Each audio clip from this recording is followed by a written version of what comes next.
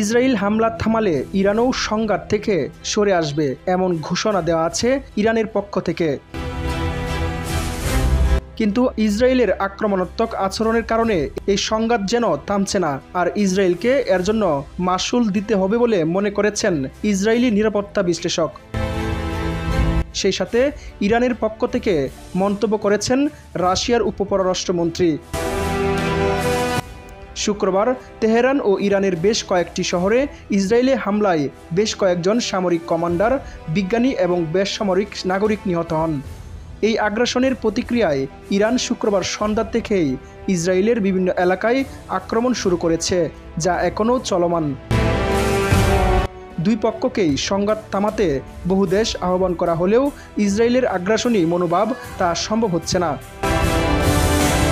এই অবস্থায় ইসরায়েলের সাবেক নিরাপত্তা ও সামরিক বিশেষজ্ঞ ইউসি মেলমেল ইসরায়েলি নেতাদের পরামর্শ দিয়েছেন যে তারা যেন তেহরানের কাছে যুদ্ধবিরতি ভিক্ষা চাওয়ার আগেই এই উন্মাদনা বন্ধ করেন। মেলমেন বলেন, যদি পরিস্থিতি এভাবে চলতে থাকে অবশেষে ইসরায়েলের ইরানের কাছে যুদ্ধবিরতি ভিক্ষা চাইতে বাধ্য হবে। ইরানের মেহের নিউজ এজেন্সির বরাত দিয়ে পার্স টুডে এই সংবাদ জানিয়েছে। মেলমেন আরও লিখেছেন যে এই আনন্দ উচ্ছ্বাস ক্ষণস্থায়ী ছিল।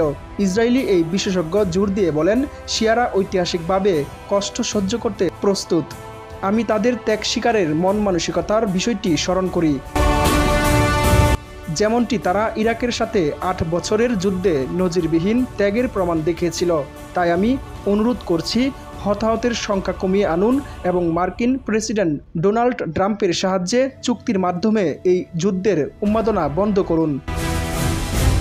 অন্যথায় শেষ পর্যন্ত আমাদেরকে যুদ্ধবিরতির জন্য ভিক্ষা চাইতে হবে এবং ইরান তা প্রত্যাখ্যান করবে।